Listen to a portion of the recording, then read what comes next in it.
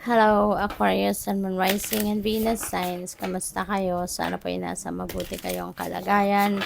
Welcome back po sa Star Tarot. Kung bago kayo rito, welcome din kayo. Thank you for your support. I truly appreciate it. God bless you all. Aquarius, paunang mensahe ninyo. Teacher, ayan. So, baka kayo ay isang teacher, no? Or baka nag-aaral kayo para maging teacher.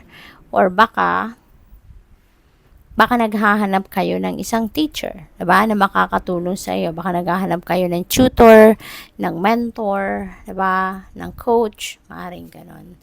What else? We have past life guides, Aquarius. Baka meron kayong mga past life guides dito na kumakatok, no, sa buhay ninyo. Baka nagpaparamdam sila sa iyo, nagsesend sila ng guide para sa iyo, symbols, signs, omens, or mga intuitive messages na nare-receive ninyo may be coming from your past life guides. And baka gusto kayong tulungan, diba? They want to help you. Maaaring meron kayong sitwasyon na kailangan ninyo ng tulong, kailangan ninyo ng guidance sa ngayon. Kaya nandiyan sila because maybe it is their expertise, diba? Kung anumang area of life ang namumroblema kayo sa ngayon. Yeah, beneath the surface, ayan, merong magsa-surface dito na truth. Maaaring meron kayong sikretong tinatago na ngayon ilalabas nyo na, ibubulgar nyo na, isi-share nyo na, or pwede rin naman na sikreto ito ng ibang tao, diba?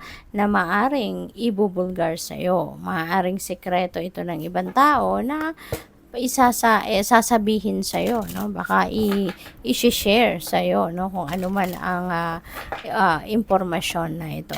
So what else, tingnan natin kung ano pa ang ganap.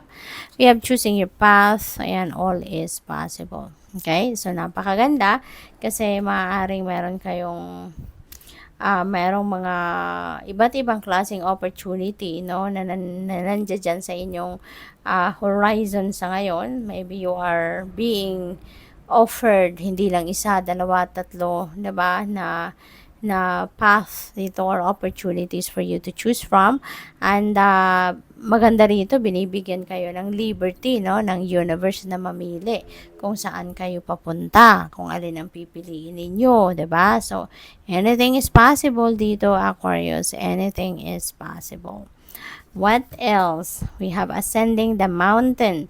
Keep going forward. Ayan. So kung ano man ang pinili ninyong path na ito, no, just keep going forward, no, kahit ano man ang ma-experience ninyo ditong hirap, difficult situation, kahit ano man ang mga obstacles na ma-experience ninyo rito, don't hesitate to continue, diba? Just keep moving forward kasi normal na yun sa buhay natin, walang perfect journey. Kaya kahit ano man na ma-experience ninyo dyan, discomfort, just continue on. Magpahinga ka lang kung napagod ka, but never give up. Stay the course. Okay?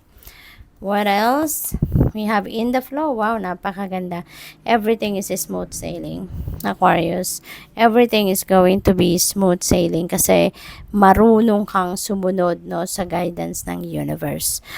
Hindi ka kumukontra, hindi ka nag-i-insist, hindi ka rin, yung ano ka lang, yung sumusunod ka lang sa agos ng buhay. Kaya, your journey will be smooth sailing. Your journey will be just right, kung baga, no? Kasi ganoon talaga kapag sumusunod tayo sa agos ng buhay, when we are surrendering to God, when we are surrendering to the natural ebb and flow of life, talagang makakaasa ka na your journey will be stress free.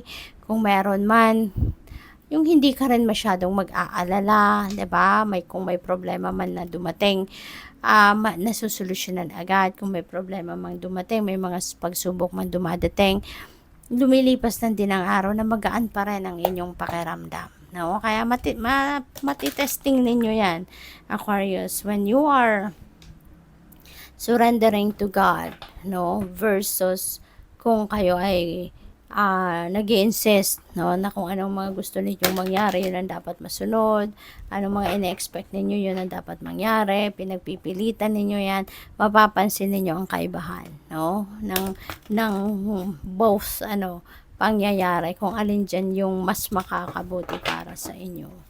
So, what else? Three of Spring. Wow, may mga small successes kayo na maa-achieve sa ngayon. May mga small successes na kayo na matatanggap sa ngayon. No? Mga bunga na yan ng inyong pagsisikap that you have done in the past. Ngayon, unti-unti, makikita nyo na yung resulta ng mga pagsisikap ninyo. Kaya napakaganda.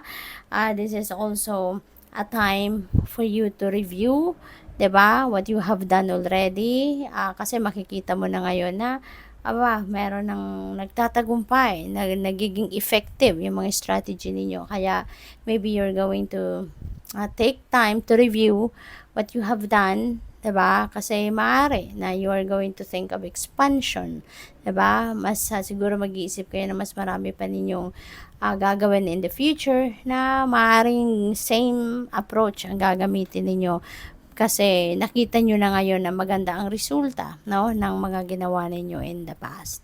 Kaya pwedeng kukopyahin ninyo yung strategy ninyo na ginawa, no. So, Tree of Summer, maganda, celebration ito, kasiyahan, merong mga achievements siguro kayo talaga, no, na makakamit sa ngayon. Maaaring merong mga biyaya na dumating, maaaring meron din dito mga okasyon na maiimbitahan kayo, kasalan, engagement, birthday, anniversary, 'di ba? Mga ganon, or birth announcement, or pwedeng may mga gender reveal party na it's either kayo yung mag-host nito or baka kayo ay maiimbitahan sa mga ganong okasyon. So, regardless no kung ano man ang sitwasyon, have fun, okay? Have fun. Deserve ninyo yan. Wow. Six of Winter, may travel na gagawin ng iba sa inyo, magre-relocate ang iba sa inyo rito. Excited na si Rescue Cat kasi finally nakaalis na siya sa isang mahirap na sitwasyon. No?